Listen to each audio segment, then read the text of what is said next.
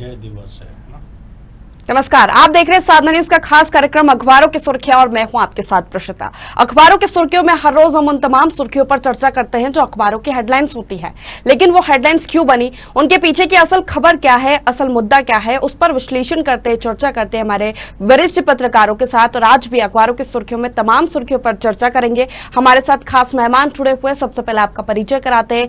वरिष्ठ पत्रकार राजेंद्र कानूनगो जी हमारे साथ जुड़े हुए हैं। वही फोन लाइन पर वरिष्ठ पत्रकार आशीष दुबे जी हमारे साथ जुड़े हुए हैं और वरिष्ठ पत्रकार इंदौर से भावना शुक्ला जी हमारे साथ जुड़ी हुई है।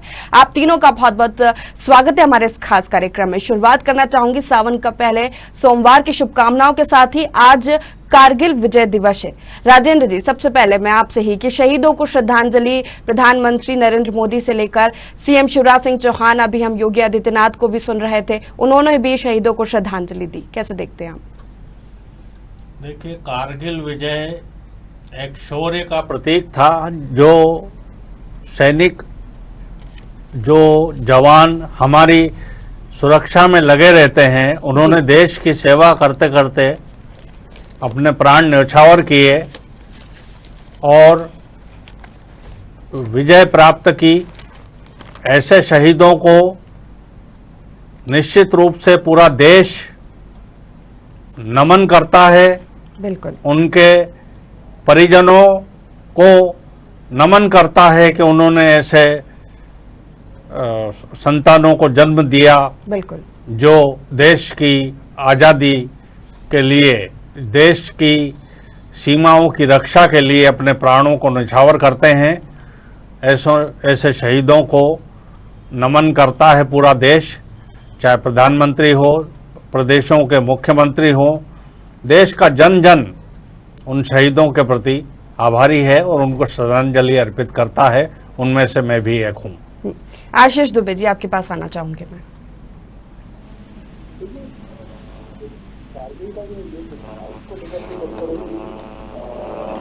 बातें हुई हैं और ये जरूर है कि भारतीय सेनाओं का शौर्य और जो चर्चा है इसमें जारी हुई थी और इसकी वजह से जी जो उसकी चाल थी या जो कहना चाहिए टकराई थी,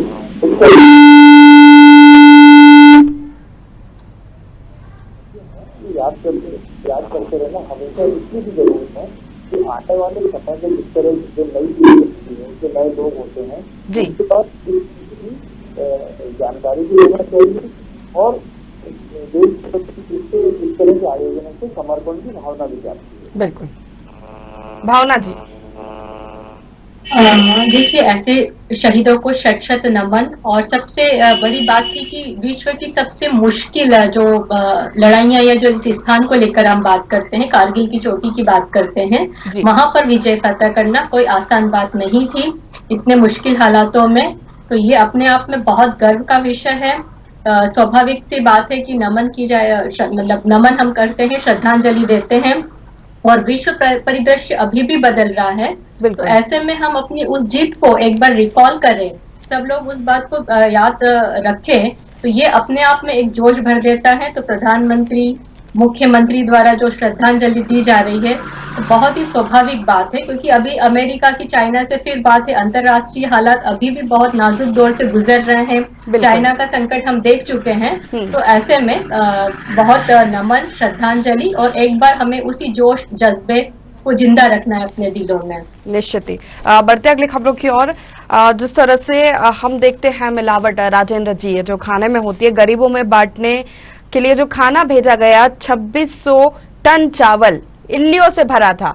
जबलपुर में ये गड़बड़ी पाई गई और उसके पहले भी हमने देखा था कि पिछले साल, उसके पिछले साल भी वहां के अनाज में इस तरह के खराब अनाज की गड़बड़ी, मिलावट हमने देखी थी। जहां से ये वैगन्स भरी जाती है और जहां चावल का या दूसरे अनाज का परीक्षण होता है, जांच उसकी होती है, वहीं से गड़बड़ी शुरू हो जाती है। बिल्कुल। क्यों इस प्रकार का खाद्यान्न लोड किया गया, क्यों इस प्रकार का खाद्यान्न उसमें भर करके यहाँ भेजा गया और वो जबलपुर तक आया। जबलपुर के बाद उसका पता चला रतलाम में, जहां पर कि वो बोगी उतारी गई और देखा गया कि वो जानवरों के खाने लायक भी चावल नहीं है, मुर्गियों को दाने डालने के लायक है वो। तो इस प्रकार से गरीबों के साथ ये भयंकर मजाक जो हो रहा है, ये कहीं से भी क्षम्य नहीं होना चाहिए। और सरकार जो है हमेशा की तरह इस बार भी यही कहेगी कि हम गड़बड़ी की जांच कराएंगे और दोषी पाए जाने वालों को हम बख्शेंगे नहीं। लेकिन ये एक फिक्स डायलॉग है जो हर समय इस प्रकार की गड़बड़ियों के बाद सामने आता है। तो सवाल ये है कि जहां से ये रेक भरने का सिलसिला चालू हुआ, इसमें बोरे में चावल डाला गया, वहां के अधिकारियों को तत्काल प्रभाव से जो है वो न सिर्फ सस्पेंड बल्कि उनको टर्मिनेट कर देना चाहिए। तभी जनता में जो है भय व्याप्त होगा और जनता खुश होगी और अधिकारियों में, कर्मचारियों में भय व्याप्त होगा। निश्चित। आशीष जी, आपके पास आना चाहूंगी, मेरी आवाज पहुंच पा रही है अब तक? जी, और जिस तरह से मिलावट की हम बात करते हैं, राजेंद्र कानूनगो जी ने भी कहा कि हाँ, इस तरह के जब मामले सामने आते हैं तो यही बात सुनने को मिलती है कि इसकी जांच कराई जाएगी और फिर जो दोषी होगा उस पर कार्रवाई होगी। लेकिन उसके बाद भी इस तरह के मामले रुकते नहीं हैं। गरीबों को मिलने वाला चावल या मिलने वाला कोई भी अनाज हो, उसमें इस तरह की मिलावट होना एक बड़ा ही दुर्भाग्यपूर्ण है। ये तो गलत बात है। और ये जब पिछले साल भी इस तरह का मामला सामने आया था बालाघाट के आसपास, तो ये सार्वजनिक वितरण प्रणाली में भी इस तरह के सुराग मिले थे। जी, तो ये स्थितियाँ हैं। लेकिन ये प्रशासन के जो लोग हैं, अधिकारी हैं, और ये उन्हीं की पूरी जिम्मेदारी बनती है कि लोगों तक ईमानदारी से अपने काम का वो पहुँचाए। लेकिन अब देखिए कि पिछली कमलनाथ की सरकार थी, उसके बाद शिवराज सिंह की सरकार है, दोनों सरकारों की बात हुई थी कि मिलावट करने वालों पर रासुका लगाई जाएगी, जेल भेजा जाएगा, गैर जमानती अपराध बनाया जाएगा। जी, तो ये जो कार्रवाई है ये दोनों पक्षों को होनी चाहिए। अभी की कार्रवाई हमने देखी जो सरकारों ने, लोगों ने की, तो निजी दुकानदारों पे, मिलावट करने वालों पे और व्यापारियों पे की है। लेकिन तो इस तरह की कार्रवाई का जो धंधा है वो इस तरह की रेट होगा जो इसमें दोषी लोग होंगे, नीचे से ऊपर तक जो भी लोग होंगे, तो उन पर कार्रवाई का भय दिखाया जाएगा। अभी तो ये लोग कार्रवाई करने वाले लोग हैं, जब इस पर खुद कार्रवाई होगी तब ये स्थितियां सुधरेंगी। जी, बिल्कुल। भावना जी, आपके पास आना चाहूंगी मैं, कैसे देखती है इस पूरे घटनाक्रम को आप?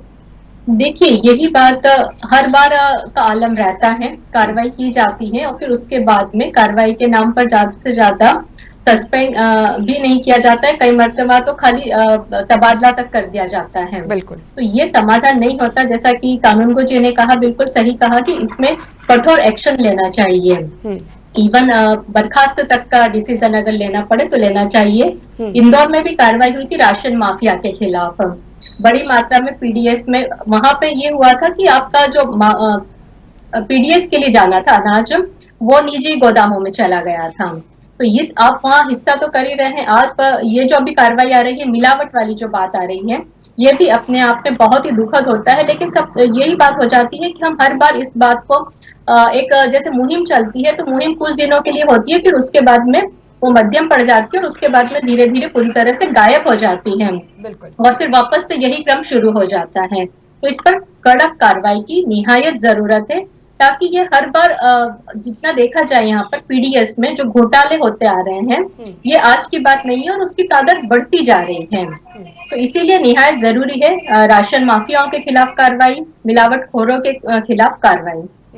निश्चित ही कहा तो ये गया था कि बिना जांच किए चावल ना भेजा जाए, लेकिन फिर भी वही हुआ। अब आगे देखना होगा कि सरकार के इस पर क्या रुख होता है, क्योंकि 2600 टन चावल एक बड़ा अमाउंट है, चावल का बड़ी क्वांटिटी में है, और इस तरह का चावल मिलना यही बहुत बड़ी बात है। तो कौन दोषी है इसमें, किस पर कार्रवाई होती है, ये तो देखने वाली बात होगी।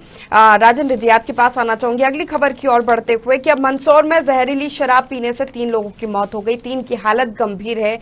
प्रशासन ने माफिया का घर तोड़ा। ये कोई पहला मामला नहीं है जहरीली शराब पीने से, इसके पहले भी कई ऐसे मामले आ चुके हैं कि जहरीली शराब पीने से कई लोगों की मौत हो चुकी है, लेकिन इस पे भी लगाम नहीं लगती।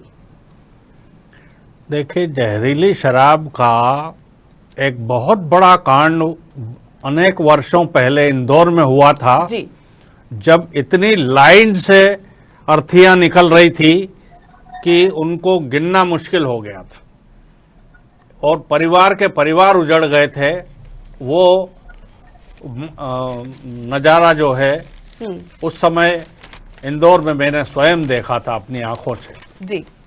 अब ये जो अलग अलग तरीके से जहरीली शराब के हम अलग अलग जगह के वाक़ये सुनते हैं, अखबारों में पढ़ते हैं, तो सरकार या तो अनभिज्ञ रहती है प्रशासन इस चीज से, या जानते बूझते हुए किसी न किसी प्रकार का समझौता करके और ये जहरीली शराब बनती रहती है और लोगों में बढ़ती रहती है। इस बार का मामला थोड़ा और विशेष इसलिए हो जाता है कि ये हमारे प्रदेश के आबकारी मंत्री जगदीश देवड़ा जी के क्षेत्र का मामला है।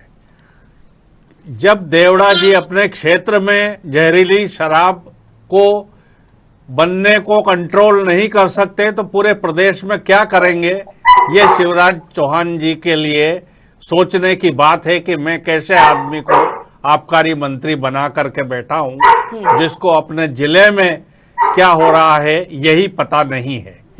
अब जब मर गए 3 लोग और 3 बुरी तरह से गंभीर हालत में हैं, उसके बाद आपने उसका घर तोड़ दिया या ये कर दिया, तो वो जो लोग मर गए उसकी भरपाई कैसे होगी। बिल्कुल। दूसरी चीज ये है कि जहरीली शराब इसलिए पीने के लिए आदमी तैयार होता है कि उसको दूसरी शराब जो उसको लत लगी हुई है, वो दूसरी शराब उसको महंगे दामों पर मिलती है, वो सस्ते के चक्कर में वो वाली शराब पी लेता है जो कम दामों में उसको मिलती है और वो गलत तरीके से बनाई हुई होती है जो जहरीली सिद्ध हो जाती है। तो ऐसी स्थिति में भी वही बात सामने आती है कि क्या सरकार को, प्रशासन को पहले से पता नहीं रहता है कि यहाँ पर इस प्रकार की अवैध शराब का निर्माण हो रहा है। यदि ये ढंग से पता लगाया जाए तो इस प्रकार की घटनाएं रुक सकती हैं, और अन्यथा इस प्रकार चलता रहेगा और वही बयान फिर से आएगा कि दुर्घटनापूर्ण है घटना, जांच की जाएगी, दोषियों को बख्शा नहीं जाएगा। यही बयान पहले भी कई केसेस में आ चुका होता है और आगे भी यही चलता रहेगा। निश्चित ही आशीष जी आपके पास आना चाहूंगे। बिल्कुल सही बात है कि उसके बाद 3 लोगों की मौत हो गई, उसके बाद आपने माफिया का घर तोड़ दिया, तो उससे क्या होगा? क्या आपको पहले से कोई, ऐसा तो है नहीं कि पहले से जानकारी नहीं होगी। हर दूसरे तीसरे दिन हम ये खबर सुनते हैं कि अवैध शराब पकड़ाई गई, तो कहीं अवैध शराब की फैक्ट्री चल रही है जहां पर शराब बनाई जा रही है, भारी मात्रा में महुआ लाहन हर दूसरे दिन बरामद किया जाता है, लेकिन फिर भी कोई कड़ी कार्रवाई नहीं होती है। सही बात है। देखिए, सबसे पहले अभी पिछले 15-17 महीनों में भी देखने तो रतलाम में, उज्जैन में, मुरैना में ऐसे बहुत बड़े बड़े कांड हुए जिसमें बहुत सारी बातें एक साथ हुई हैं, और ये अन्य दूसरे प्रदेशों में भी इस तरह की चीजें होती हैं। लेकिन हम मध्य प्रदेश के संदर्भ में भी बात कर रहे हैं तो ये पूरी तरह से और सरकार की नाकामी है, क्योंकि शराब के कारोबार को इस तरह से डिवाइड किया गया, इस तरह से बांटा गया है जी, अपने आप माफिया बना रहा है। पूरे जिलों का काम सिर्फ एक ठेकेदार को दिया गया है, जो इस तरह से बनाया गया है। दूसरी बात क्या है कि सरकार एक तरफ ठेकेदारों की मोनोपोली हो जाती है, दूसरी तरफ सरकार जो लगातार इतना ज्यादा टैक्सेशन कर रही है आबकारी पर और पेट्रोल पर, क्योंकि इनसे इनको डायरेक्ट कमाई होती है सरकार को, तो ये रेवेन्यू मिलता है। तो ये इन्हीं सोर्स में इसलिए इन पर इतना ज्यादा टैक्सेशन है कि इससे नकली शराब का रास्ता अपने आप खुलता है, जहरीली, और वही घटिया शराब है जहरीली हो जाती है क्योंकि इससे कोई क्वालिटी कंट्रोल नहीं होता है। तो ये भी एक चीजें हैं कि टैक्स से बचने के लिए भी इस तरह की चीजें होती हैं, और टैक्स से बचने के लिए लोग उसको कंज्यूम भी करते हैं क्योंकि ये सस्ती होती है या लोगों की पहुंच में होती है, उसको भारी नहीं पड़ती है जेब पर। ये दोनों चीजें इसमें काम करती हैं। तो ये जो रिस्क होती है, ये रिस्क जो है सरकार को पता है, लेकिन देखिए एक्साइज और जो कानून विभाग को पता है, वो रहेंगे पूरे सिस्टम में बहुत ऊपर तक जाती हैं। इसलिए ये घटनाओं पर जो है औपचारिक रूप से कार्रवाई कर दी जाती है, और मध्य प्रदेश सरकार ने तो कलेक्टर और एसपी की कार्रवाई करी उज्जैन वाले मामले में, जबकि आबकारी और दूसरे अमलों पर सबसे पहले कार्रवाई होना चाहिए, निजी लोगों पे होना चाहिए। उन्हें सब पता होगा कहाँ शराब बिक रही है, कौन बेचता है। बिल्कुल। भावना जी, देखिए सीधे से यहाँ पर हमको दो पहलू पे देखना होगा। एक तो हम जो आबकारी नीति की बात करते हैं, क्योंकि सरकार के लिए ये रेवेन्यू का एक बहुत बड़ा स्रोत होता है, लेकिन कितना व्यवहारिक होता है जब इस तरह की नीतियां बनाई जाती हैं। हम यहाँ पे ये भी देखें कि शराब की लत को एकाएक नहीं छुड़ाया जा सकता और पैसे के अभाव में ही इस तरह के रुख करते हैं। बिल्कुल। देश के अन्य भागों में भी जहरीली शराब के मामले आए हैं और वहां पे इस तरह की घटनाएं होती रहती हैं, लेकिन मध्य प्रदेश कई मामलों में अपने आप को नंबर 1 साबित करने में लगा हुआ है। तो ये और चुनौतीपूर्ण हो जाता है कि हम यहाँ पर भी लीड करें। ये बात भी सब जानते हैं कि जो प्रशासन है या प्रशासन के नीचे अमले तक अगर हम बात करते हैं तो वो नहीं जानते होंगे, अनभिज्ञ रहते होंगे इस तरह के मामले में कहाँ बनाई जा रही है, कहाँ बिक रही है। तो ये बात हजम नहीं हो सकती किसी से भी। तो ये सब कुछ सबकी जानकारी में होता है, उसके बावजूद भी इस तरह की घटना का इंतजार किया जाता है और उसके बाद में जैसा कि कानूनगो जी ने कहा, एक इतिश्री कर ली जाती है, संवेदना व्यक्त की जाती है, सांत्वना दी जाती है और एक नाम के लिए सिर्फ कार्रवाई होती है। जो जहाँ पे दे रहे हैं वो नहीं है, इसके पीछे पूरा कहीं पर माफिया भी होता है, नेक्सस भी होता है। नहीं तो क्या कारण है कि इस तरह की घटनाएं रिपीटेडली होती जाती हैं, तो हम उस पर क्यों लगाम नहीं लगा पाए हैं। सीधी सी बात है, यहाँ पे राजनीतिक इच्छा शक्ति की कमी है और प्रशासन को जितना मुस्तैद रहना है वो नहीं रहता है, या रहता भी होगा तो उसके और अपने क्या कारण है वो उस पर हम इतना डिटेल में नहीं जाएंगे, लेकिन ये बहुत बड़ा प्रश्न खड़ा करता है।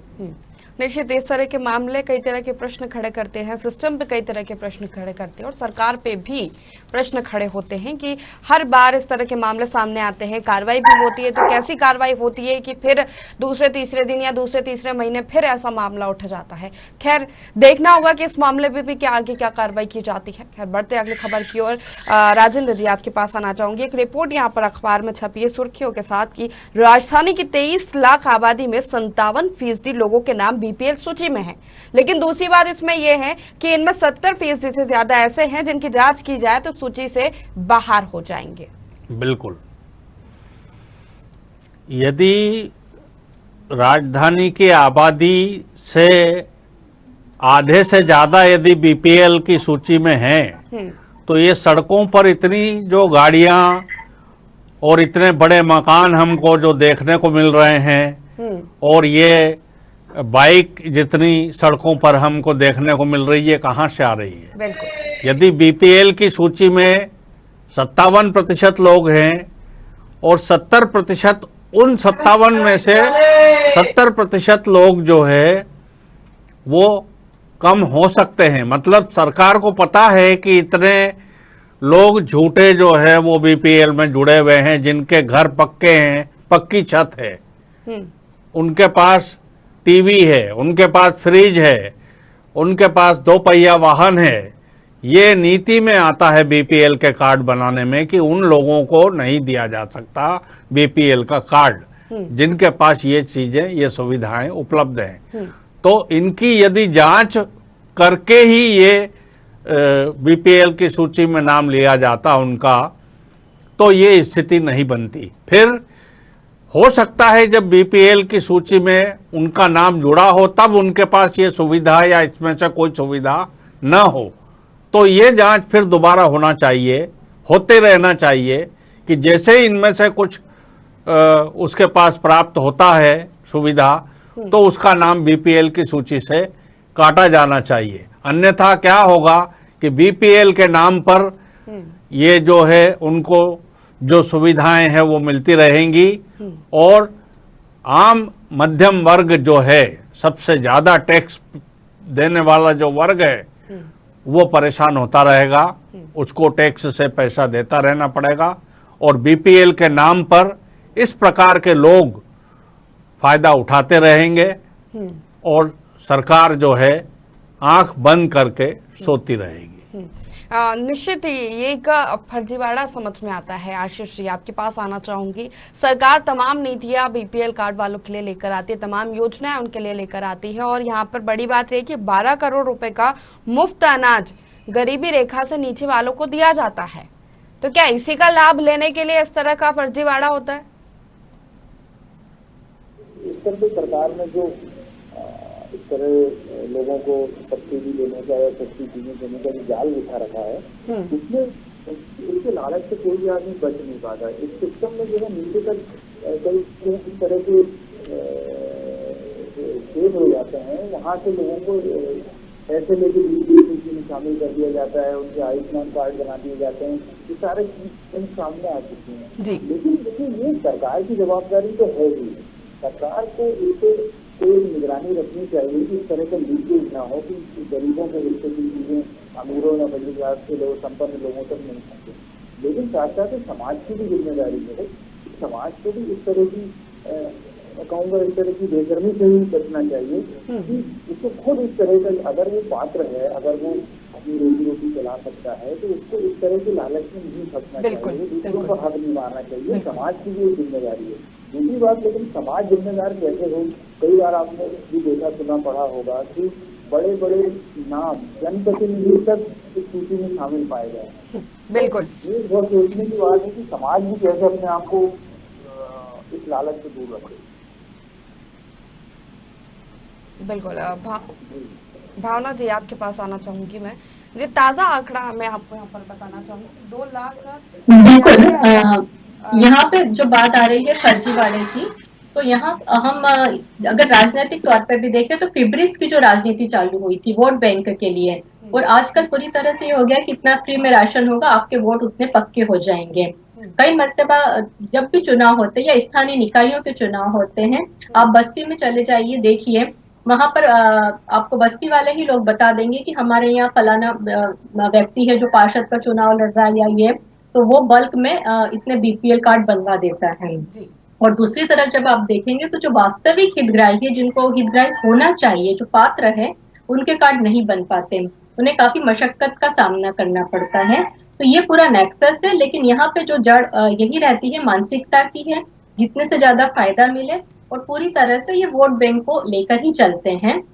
तो ऐसे में यहाँ पर जो एक सही चयन, क्योंकि हर जगह है, मतदाता सूची की बात करें, बीपीएल सूची की बात करें, तो आज वो स्थिति हास्यास्पद हो जाती है। कई बार तो इतने नाम जुड़ जाते हैं, उतने तो उस इलाके में या हम कहें कि उस क्षेत्र विशेष में भी संख्या ही नहीं होती है, उतने बीपीएल के पात्र बता दिए जाते हैं। तो हमें यहाँ पर यही देखना होगा, जो मैनिपुलेशन की बात करते हैं, हम डिजिटलाइजेशन की बात करते हैं, और उतना ज्यादा इसको बढ़ता जाता है यहाँ पर फर्जीवाड़े का।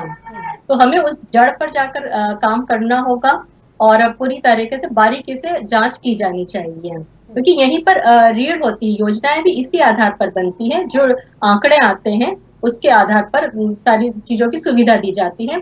तो पात्र व्यक्ति जो होता है वो वंचित रह जाता है, और जो उसके योग्य नहीं है उन्हें उन सुविधाओं का लाभ मिल जाता है। सीधे से वोट बैंक यहाँ पे भी हावी हो जाता है। निश्चित है। लेकिन भावना जी, एक सवाल यहाँ पर ये भी उठता है कि जो सबसे ताजा आंकड़े जो छापे गए हैं अखबारों में, वो ये है कि जून तक 2,99,000 लोगों को राशन बांटा जा रहा था फ्री में, और जुलाई में देखें तो 4,000 और नए नाम जुड़ गए उसमें। इतनी ज्यादा संख्या। हम एक तरफ बात करते हैं गरीबी को दूर करने की, कि लेकिन योजनाएं जो सरकार चला रही है वो तो लोगों को लालच दे रही है कि आप इसके रेखा के बीपीएल कार्ड बनवाइए और योजनाओं का लाभ लीजिए। तो इस पर सीधे यही होगा कि या तो सरकार से ये बात होगी कि लोग और गरीब होते जा रहे हैं, आप विकास की बात कर रहे हैं, आपने विकास कर लिया, तो उन्हीं के बात तो कॉन्ट्राडिक्टरी हो रही है, विरोधाभास सामने आ रहे हैं सरकार के ही, कि आप तो और पिछड़े हुए राज्यों की श्रेणी में जाते जा रहे हैं इस तरह से, अगर आपके यहाँ पे बीपीएल का प्रतिशत बढ़ रहा है तो। जी निश्चित ही। लेकिन ये बहुत ही दुर्भाग्यपूर्ण है इस तरह के मामले सामने आना, एक तरह का भ्रष्टाचार, एक तरह का फर्जीवाड़ा कहेंगे, क्योंकि जो योजनाओं का लाभ उन लोगों को मिलना चाहिए उन तक नहीं मिल पाता, जो पात्र लोग हैं, और जो अपात्र लोग हैं वो इससे जुड़ जाते हैं, उन्हें मिल पाता है अपने रसूख के चलते। जो भी होता है इस पर सरकार को ध्यान देना चाहिए। आप तीनों ही मेहमानों का, राजेंद्र जी, आशीष दुबे जी और भावना जी, बहुत बहुत शुक्रिया हमारे साथ इस कार्यक्रम में जुड़ने के लिए और तमाम चर्चा के लिए। तो अखबारों की सुर्खियों में हमने तमाम सुर्खियों पर चर्चा की और करते रहेंगे। आप बने रहिए साधना न्यूज के साथ।